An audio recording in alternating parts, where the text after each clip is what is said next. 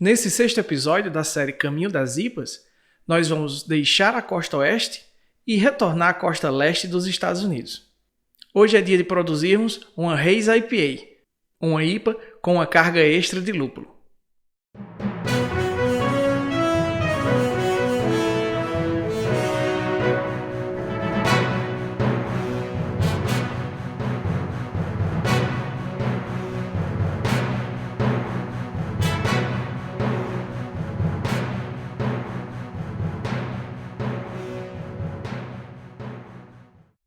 Olá, Luciano Ribeiro da Saibia e hoje nós vamos falar sobre o estilo Haze IPA, o estilo 21C do BJCP.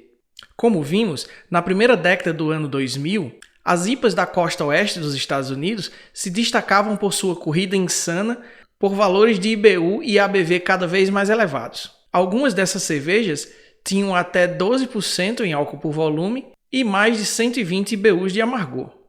Enquanto isso, na costa leste dos Estados Unidos, cervejarias artesanais como a Harpoon, a Smooth Nose, a Finest Kind, a Dogfish Hair e a Victory começavam a seguir as tendências das IPAs emergentes da costa oeste. Contudo, para alguns paladares, essas IPAs extremas eram demais. Não era incomum ouvir a frase "eu não gosto mais de IPAs", quer seja devido ao seu extremo amargor ou à ressaca no outro dia.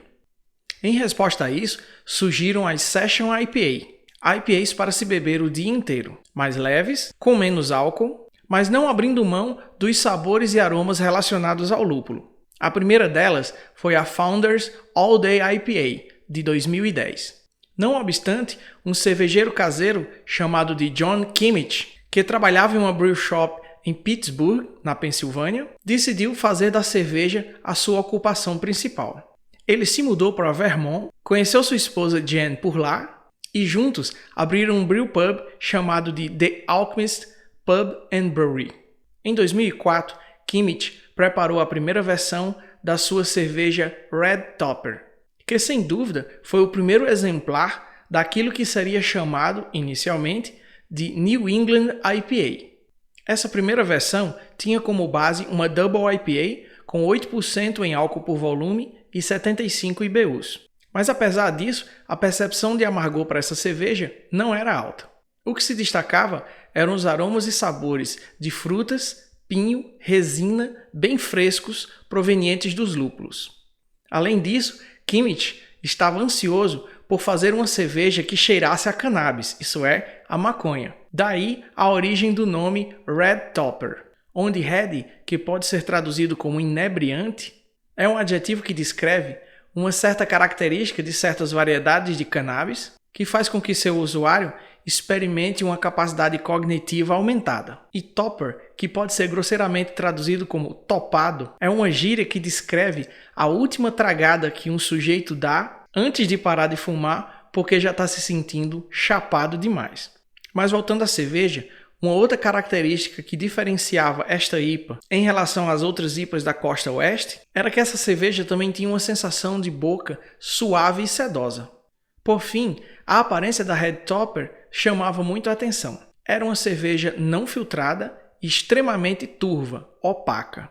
Embora esse haze, isso é, turbidez do inglês, fosse historicamente considerado uma falha para IPAs, Kimmich estava muito mais interessado nos aromas e sabores frescos do lúpulo do que na aparência de sua cerveja.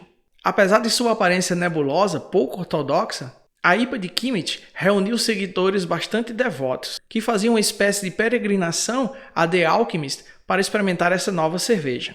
Nesse mesmo tempo, sites de classificação de cerveja começaram a se tornar bastante populares nos Estados Unidos, o que ajudou a difundir a novidade. Outros cervejeiros e cervejarias de Vermont seguiram o exemplo de Kimmich. Foi o caso de Shaun Hill e da cervejaria Hill Farmstead, que fez um IPA que ele denominou de Juice, que é uma característica de suco, usando somente lúpulo citra nessa cerveja. Esse novo estilo de IPA começou a se espalhar lentamente pela região da Nova Inglaterra, no inglês New England, que é uma região que compreende 6 estados no nordeste dos Estados Unidos, sendo eles Connecticut, Maine, Massachusetts, New Hampshire, Rhode Island, e Vermont.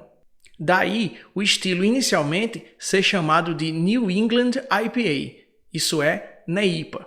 Mas outros nomes foram dados, como Juice IPA, Vermont IPA e mais recentemente o BJCP passou a adotar o nome Haze IPA para fugir de polêmicas regionalistas. Independentemente de como você a chama, esse estilo de cerveja ganhou grande popularidade em todo o mundo, tanto para pessoas que são neófitos no mundo da cerveja artesanal, como por beer geeks, isso é, aficionados por cerveja. As Haze IPA sobreviveram ao tempo frívolo em que elas eram a hype do momento e, ao que parece, estão aqui para ficar.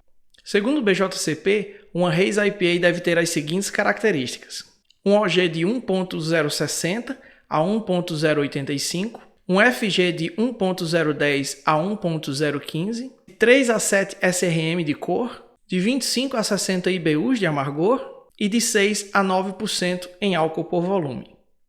Para essa mosturação, utilizamos 27 litros de água, uma relação de água-malte de 3 litros para cada quilograma de grãos. Corrigimos o perfil dessa água para termos 75 ppm de cálcio, 15 ppm de magnésio, 50 ppm de sódio, 100 ppm de sulfato, 150 ppm de cloreto, 50 ppm de bicarbonato, tendo essa água um perfil maltado.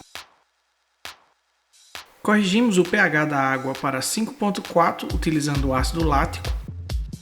Para essa receita, utilizamos 65% de malte Pale Ale, 15% de malte de trigo, 10% de aveia em flocos, 5% de maltodestrina e 5% de açúcar cristal.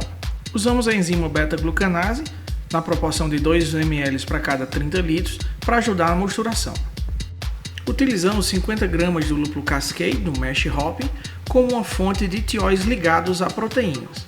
A ideia aqui é utilizar as enzimas do próprio malte para converter tiol ligado à glutationa em tiol ligado à cisteína. Para isso, fizemos uma rampa por 5 minutos a 45 graus. Nossa mostura se deu por 120 minutos a 68 graus Celsius. E mesmo usando a enzima beta-glucanase, tivemos uma recirculação bastante complicada devido à alta carga de aveia e de trigo. Após o término da mosturação, fizemos um mash out por 10 minutos a 78 graus e procedemos com a lavagem dos grãos, utilizando 42% da água total nesse processo.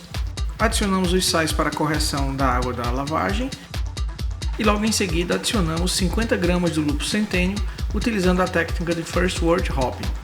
Como estávamos no limite máximo da panela, utilizamos um pouco de anti-espumante para evitar o transbordamento. Fomos então para a fervura, por 60 minutos.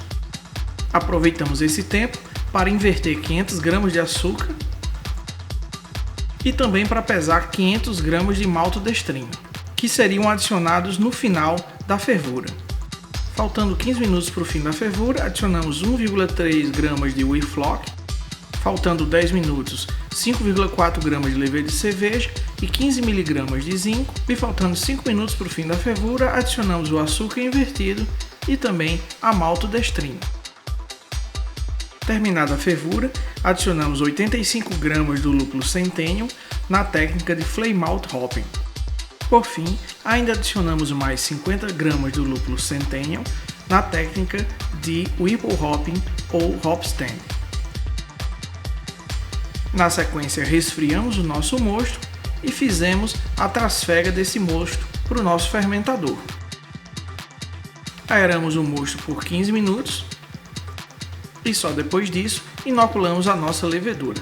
Usamos aqui a levedura Verdun IPA. No segundo dia após a inoculação, fizemos o nosso primeiro dry hopping. Usamos 50 gramas do lúpulo Azacca, 50 gramas do lúpulo Bru 1 e 50 gramas do lúpulo Galaxy. E juntamente com os lúpulos, adicionamos meio grama de ácido ascórbico, isso é vitamina C, como um agente antioxidante. Fizemos esse dry hopping ainda com a fermentação em atividade plena. Deixamos os lúpulos em contato com o mosto em fermentação por 5 dias e quando essa fermentação foi concluída, purgamos tanto as leveduras como os lúpulos utilizados. Procedemos com o segundo dry hopping, com 50 gramas de Azacca, 50 gramas de Galaxy e 150 gramas do lúpulo Bru 1. Também adicionamos 50 gramas de vitamina C como antioxidante e procedemos com o dry hopping. 12 horas depois da adição dos lúpulos, ressuspendemos esses utilizando uma injeção de CO2 pela válvula de serviço. Com mais 12 horas, repetimos o procedimento mais uma vez, esperamos mais 2 dias, então iniciamos o cold crash e no segundo dia de cold crash, purgamos os lúpulos adicionados. A cerveja então passou mais uma semana em maturação a frio e procedemos com envase em post-mix. Também utilizamos a técnica de contrapressão para envasar essa cerveja em algumas garrafas para degustação e análise. Nikola Tesla foi um inventor, engenheiro elétrico, engenheiro mecânico e visionário, mais conhecido por suas contribuições para o design do sistema de fornecimento de eletricidade que usamos hoje em dia, usando corrente alternada. Nascido e criado no Império Austríaco, Tesla estudou engenharia e física na década de 1870, mas não chegou a se graduar. Ele ganhou muita experiência prática no início da década de 1880, trabalhando na Continental Edison, uma nova indústria de fornecimento de energia elétrica, uma empresa de Thomas Edison. Em 1884, emigrou para os Estados Unidos, onde se naturalizou cidadão americano. Ele trabalhou um curto período de tempo na Edison Machine Works, também de Thomas Edison, em Nova York, antes de começar a trabalhar por conta própria. Tesla começou a trabalhar em um sistema de iluminação elétrico e se associou a Robert Lane e Benjamin Vail, que juntos fundaram a Tesla Electric Light and Manufacturing, uma empresa com 2 ramos. O primeiro deles, o projeto e manufatura de dispositivos elétricos. E a segunda parte, a geração e distribuição de eletricidade. Enquanto Tesla trabalhava avidamente em seus novos projetos, Lane e Vail mostraram pouco interesse nas suas ideias. Depois que o sistema de geração de eletricidade estava funcionando, eles decidiram simplesmente administrar a concessionária de energia elétrica e abandonaram Tesla, deixando-o sem nenhum tostão. Depois disso, Tesla conheceu Alfred Brown, que trabalhava na Western Union, e Charles Peck, um advogado, e juntos formaram a Tesla Electric Company. Tesla desenvolveu um motor de indução que funcionava com corrente alternada polifásica, que gerava um campo magnético rotativo para girar o motor. Este motor elétrico inovador era um projeto simples, mas bastante eficiente, e deu notoriedade às invenções de Tesla. George Westinghouse soube que Tesla tinha desenvolvido um motor de indução polifásico viável e compatível com o sistema de energia de corrente alternada, e apressou-se em negociar um acordo com Tesla. A demonstração de Tesla do seu motor de indução e o licenciamento subsequente da patente pela Westinghouse vieram numa época de extrema concorrência entre as 3 grandes empresas elétricas da época, a Westinghouse, a Edison e a Thomson Houston. A guerra das correntes pelo mercado de geração e distribuição de eletricidade demandava muitos recursos, o que significava que a Westinghouse não teria o dinheiro para desenvolver o motor de Tesla e nem o sistema polifásico relacionado, e por consequência não poderia pagar a Tesla os royalties previstos no contrato. Isso só ocorreu anos depois. Em 1889, Tesla viajou para a Exposição Universal em Paris e soube dos experimentos de Heinrich Hertz, que provaram a existência da radiação eletromagnética, incluindo ondas de rádio. Tesla achou essa nova descoberta renovadora e decidiu explorar mais completamente o seu conceito. Ao repetir os experimentos de Hertz, Tesla tentou alimentar uma bobina de Ruhmkorff com um alternador de alta velocidade que ele tinha desenvolvido antes, mas descobriu que a corrente de alta frequência superaqueceu o núcleo de ferro e derreteu o isolamento da bobina. Ele trabalhou em uma solução para o problema, desenvolvendo assim a chamada bobina de Tesla, que seria usada para produzir eletricidade de corrente alternada com alta tensão, baixa corrente e alta frequência. O desenvolvimento dessa bobina deu a Tesla uma nova ideia, a iluminação sem fio. Tesla demonstrou a iluminação sem fio por indução eletrostática durante uma palestra em 1891 no Columbia College, acendendo lâmpadas incandescentes e tubo de Geisler, algo parecido com tubos de neon, usando altas tensões de corrente alternada geradas com a sua bobina. Ele tentou por quase uma década desenvolver um sistema de iluminação sem fio baseado nesta tecnologia, mas sem o interesse de investidores, nenhum dos seus empreendimentos conseguiu gerar um produto comercial viável. De 1890 a 1906, Tesla gastou grande parte de seu tempo e fortuna em uma série de projetos que tentavam desenvolver a transmissão de energia elétrica sem fios. Mais uma vez, apesar da genialidade de suas ideias, elas não renderam algo aplicável comercialmente. Tesla viveu de hotel em hotel até seus últimos dias. Mudar para um hotel diferente a cada poucos anos e deixar para trás as contas não pagas virou uma constante em sua vida.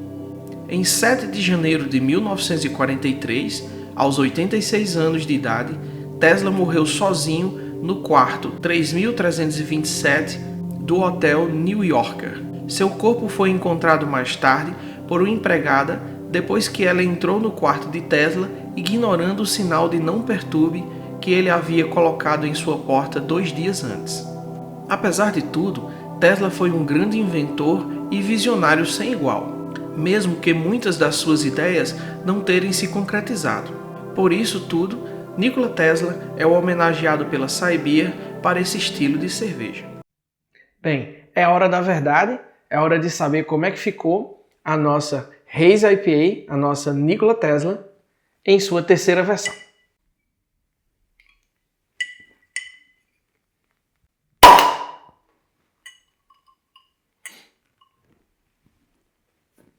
Bastante precisão.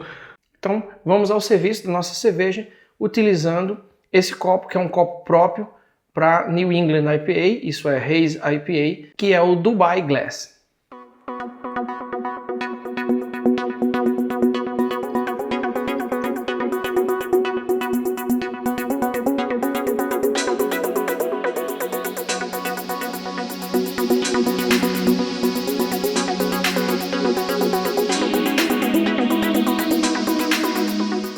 Então tá aqui servida a nossa Haze IPA. Realmente ela tá turva, ela tá com uma coloração muito bonita. Aqui para mim ela tá uma coloração laranja. Não sei se para vocês vai ser perceptível. Formação de espuma média alta, espuma branca, com bolhas não tão uniformes, como vocês podem ver. E com a retenção até então boa. Vamos para os aromas.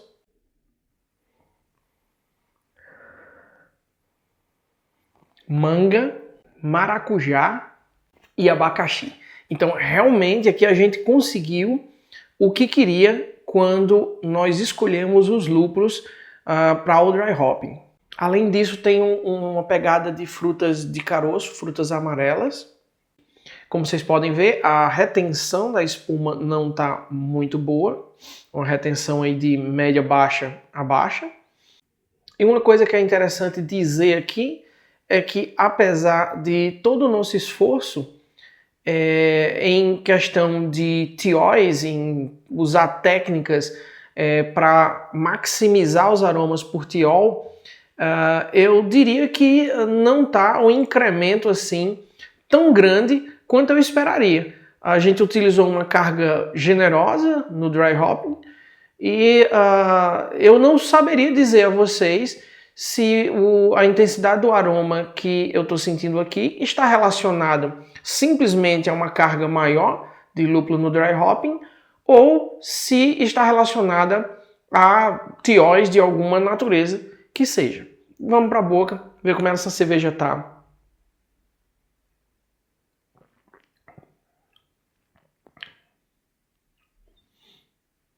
Aqui mais algumas coisas interessantes. Ela não está com o corpo tão alto, pelo menos a impressão que tem é que o corpo não está tão alto assim quanto deveria, mesmo usando maltodestrina, que foi o caso dessa cerveja. A cerveja apresenta um amargor médio alto, justamente por conta que o corpo não parece estar tão elevado O amargor se destaca um pouco mais do que deveria para o estilo. No sabor se destaca a citricidade, então um quê de maracujá e de abacaxi, mas a manga não fica no sabor. Não consigo sentir nenhuma adstringência relacionada ao lúpulo, então essa cerveja ela não está adstringente, mesmo com a quantidade de lúpulo que a gente utilizou e utilizando a técnica de dry hop semidinâmico, injetando CO2 para ressuspender o lúpulo. Então assim, eu não estou conseguindo pegar nenhuma adstringência, o que é bom. Estou pegando uma leve acidez, que é uma coisa que eu já notei outra vez com essa levedura, com a Verdun IPA. Ela traz essa leve acidez nas cervejas, né? É a segunda vez que a gente usa a levedura e essa impressão permanece. A sensação na boca da cerveja é que a cerveja tem um corpo médio-baixo, com um final médio seco para seco, com a leve acidez no final e com um retrogosto levemente amargo. Bem, eu acredito que ainda não foi dessa vez que a gente conseguiu a nossa New England IPA, isso é a nossa Hazy IPA, pelo BJCP 2021, como nós queríamos. Então ainda há necessidade de alguns ajustes nessa cerveja, mas ela não está uma cerveja ruim, na verdade ela está uma boa cerveja, mas não ficou do jeito que a gente queria, então nós continuaremos tentando chegar à excelência dessa cerveja. Bem, se você assistiu esse vídeo até aqui, não se esqueça de deixar o seu like e de se inscrever no nosso canal, caso você goste desse tipo de conteúdo, e também ative o sininho de notificações para ser notificado cada vez que nós postarmos um vídeo novo por aqui. Então essa aqui foi a nossa sexta cerveja desse projeto Caminho das IPAs.